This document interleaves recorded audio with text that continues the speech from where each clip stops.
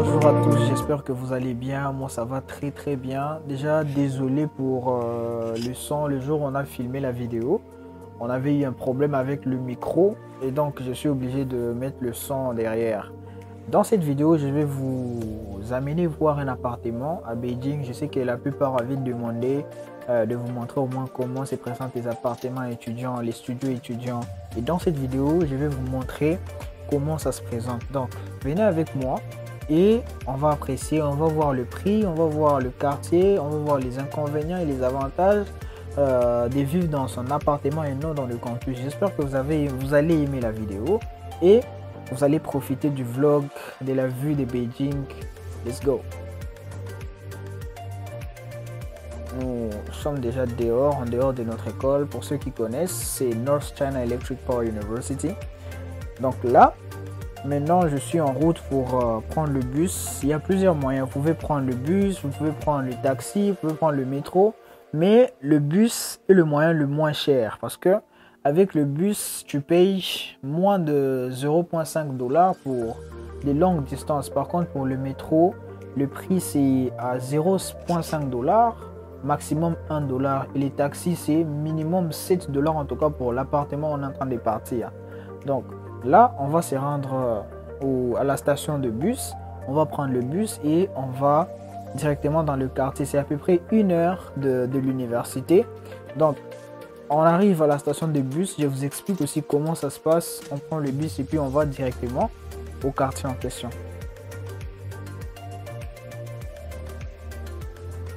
En tout cas, n'hésitez pas de mettre un pouce bleu, de partager la vidéo. Je sais que vous aimeriez voir le paysage derrière aussi, mais sans le son, c'est pas vraiment trop ça. Mais j'espère que vous allez supporter cette vidéo comme ça. La prochaine fois, on va faire mieux.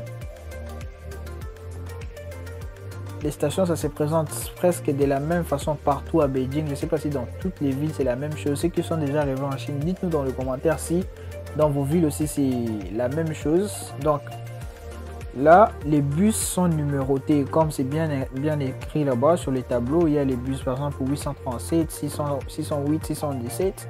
Là, sur ton téléphone, tu dois regarder quel bus tu dois prendre et puis tu vérifies sur les tableaux s'il y a le bus en question.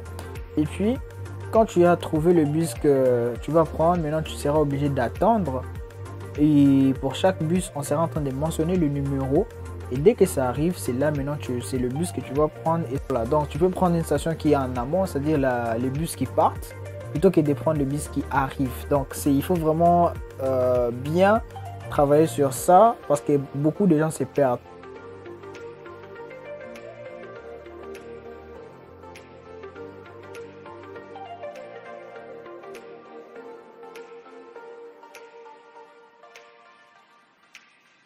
Le bus vient d'arriver, voilà. Pour rentrer, on doit scanner. Tu scannes à l'entrée pour, voilà, comme une signature, une présence. Et à la sortie, encore une fois, tu vas scanner, comme là. Vous voyez, tu scannes. Et puis là, on peut te laisser sortir. Et puis, il y a presque personne qui va venir te demander de scanner. C'est comme si c'est la conscience seulement. Il n'y a personne pour te surveiller, mais aussi il y a quelqu'un vraiment qui est dans le bus, mais qui ne viendra jamais près de toi pour te pousser. Non, voilà, faut scanner. Donc là, nous arrivons. Nous sommes déjà dans le quartier en question et il nous avait fallu encore faire 15 minutes, 20 minutes de marche pour arriver. Déjà, c'est l'inconvénient d'abord. Il n'y a pas assez de moyens de transport dans ces quartiers, ce qui justifie en fait le prix qui est faible. On se dirige vers l'appartement en fait. Vous voyez que c'est pas vraiment la même chez nous, le même visage qu'on nous montre à la télé avec des buildings. Ici c'est un peu des maisons traditionnelles, 2 étages maximum, des routes pas trop vraiment ça, mais quand même il y aura toujours de l'électricité, il y aura toujours des supermarchés, tu auras toujours en fait des petits besoins, tu vas manquer de rien, même si le confort ça sera pas vraiment trop ça comme on l'a toujours espéré pour ceux qui veulent venir à l'étranger. Voilà, là ça sera pas vraiment trop ça, mais il y a ces petits conforts. C'est toujours en ville, c'est toujours à Beijing. Pour aller en ville, tu prends juste le bus et tout et tu seras en ville sans problème. La sécurité est assurée, mais je dois le mentionner, et quand vous êtes en train de les voir, le confort c'est un peu décevant. Vous voyez, c'est pas vraiment, parce que je sais que la plupart s'attendent au luxe. Là, on s'est décidé d'acheter quelques tabing. C'est une forme de pain qu'on mange ici en Chine, donc préparé à l'ancienne. On prend souvent le thé avec. C'est un peu ça. Bientôt, on va arriver dans la ruelle. Vous allez voir aussi comment ça se présente. Mais surtout, dites-moi dans les commentaires si à ces prix-là et ce qu'on vous offre, vous êtes prêts à vivre dans ces quartiers. On est déjà dans la ruelle, bientôt arrivé. Vous voyez toujours, en termes de confort, en termes de design, c'est pas trop le luxe. C'est même pas le luxe, voilà. Mais c'est ça, pour 700 yuan, vous devez vous attendre à quelque chose de comme ça, pas trop luxueuse en fait. Donc là, on est déjà dans le quartier. On est déjà arrivé en tout cas. Voilà, on va rentrer. Vous-même, vous allez juger. Hein. Je ne sais pas si je dois dire, ne jugez pas le livre par sa couverture. Mais en tout cas, vous-même, vous allez juger. Mettez dans le commentaire, dites-nous comment ça se passe. Et donc, on est dans l'appartement. Voilà, bienvenue dans notre appartement. Je vais vous montrer comment ça se présente dans l'appartement moins cher ici à Beijing. Comme vous le savez, à Beijing, les appartements sont chers et là, on est dans l'appartement avec un prix abordable. Je vous montre qu'est-ce qu'on vous offre. Donc, déjà, dès que vous entrez, vous êtes dans la chambre. Il y a d'abord votre bureau pour les étudiants. Vous avez besoin d'un bureau pour vous que vous allez retrouver ici dans l'appartement. Donc déjà, c'est la première chose que vous devez savoir. C'est un point de plus pour cet appartement.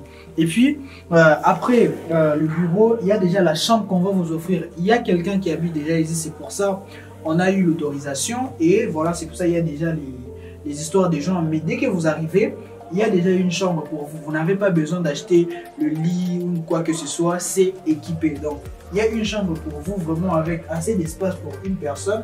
Vous n'allez pas trouver ce genre de lit dans le campus. Donc, deuxième point pour cet appartement. Et puis, vous allez trouver votre garde-robe. En tout cas, c'est une garde-robe à 2 personnes parce que dans le campus, c'est comme s'il n'y a que ça. Mais là, c'est comme voilà, une garde-robe à 2.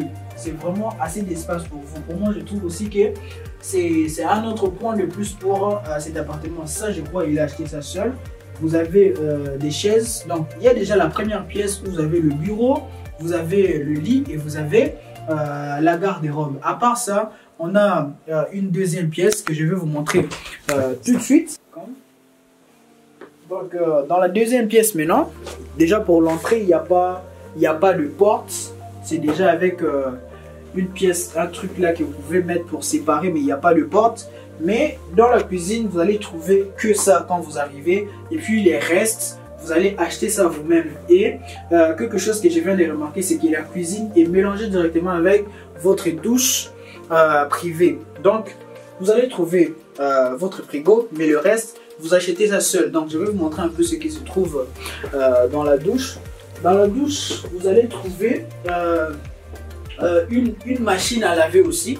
Quand vous allez rentrer, il y a le frigo dans la cuisine et il y a une machine à laver pour vous. Vous n'allez pas trouver une machine à laver dans tous les appartements, mais ici, au moins, il y en a. C'est un avantage. Donc, voilà, et c'est gratuit. Hein. Vous l'utilisez gratuitement, il n'y a pas de frais. Mais par contre, je veux ajouter que dans l'appartement ici, le courant est payant. Donc, vous allez payer le frais d'électricité selon votre consommation. Consommation de... Voilà, consommation de climatiseur, le chauffage, vous payez ça par saison. Donc voilà, le courant vous payez, mais de l'eau c'est gratuit. Pour moi je trouve que c'est un bon choix pour quelqu'un qui veut vivre seul, qui veut un peu plus d'intimité parce que dans le campus, à ce prix, on ne vous donne pas assez d'intimité. En termes de prix déjà, ici vous payez 115 $ le mois. 115 $ le mois à Beijing, c'est moins cher pendant qu'on sait il y a des appartements en ville à Chaoyang qui est un quartier de luxe, qui est un quartier VIP à Beijing. Des mêmes appartements à Chaoyang, tu peux payer 400 à 500 $, mais ici tu payes 800. Donc je pense que c'est abordable. Et si tu prends la même somme d'argent au campus, tu auras une chambre à 4 personnes à 115 $. dans mon université, tu as une chambre à 4 personnes, donc tu ne peux pas rester seul. Donc, en termes d'avantages, je pense que là, l'appartement ici t'offre de l'intimité et à un prix presque pareil qu'au campus. Mais en termes d'inconvénients, la distance, tu t'éloignes de l'université. Je trouve qu'à l'étranger, un peu, le transport, c'est un peu plus cher par rapport à nos prix en Afrique. Ici, là où on est actuellement, pour aller à l'école, si tu dois prendre un taxi, c'est 7 $, pas moins. Mais avec le bus, tu payes pas moins de 0,5 $, mais le temps. Tu passes au moins 1 heure dans le bus. Maintenant, imagine-toi, pour aller à l'école, 1 heure, pour rentrer encore 1 heure, c'est beaucoup de temps perdu. Et pour moi, en tout cas, c'est le seul point que moi, je n'aime pas. Et comme je déteste aussi la marche, pour aller à l'arrêt bus, il faut même 20 minutes en train de marcher seulement. Pour moi, c'est déjà le point négatif que moi, je n'aime pas. En tout cas, j'aime pas marcher. Désolé pour ça. Désolé pour les gens qui aiment trop la marche pour la santé. Mais en tout cas, moi, je n'aime pas marcher. Je préfère rouler le vélo. C'est aussi du sport, mais j'aime pas marcher. Donc, c'est le point négatif que je trouve pour l'appartement ici. Mais sinon, le reste, moi, je pense que c'est une bonne chose. L'autre point négatif, c'est que vous allez abandonner la bourse d'études. Parce que quand vous avez la bourse d'études et logement dans les campus, quand vous sortez, vous abandonnez la bourse là, on ne paye pas pour vous l'appartement dehors. Donc ce sont les deux points négatifs que moi je trouve. Dites-moi dans les commentaires qu'est-ce que vous en pensez.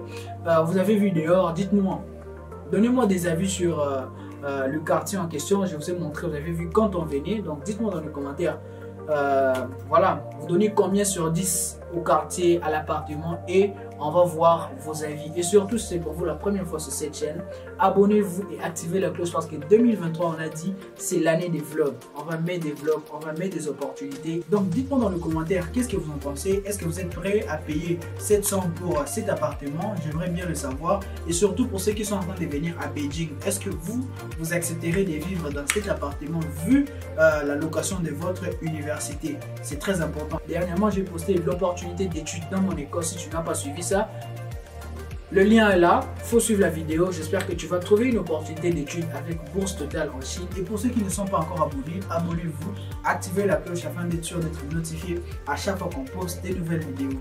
2023, c'est l'année de vlog et on se retrouve dans la prochaine vidéo. Ciao.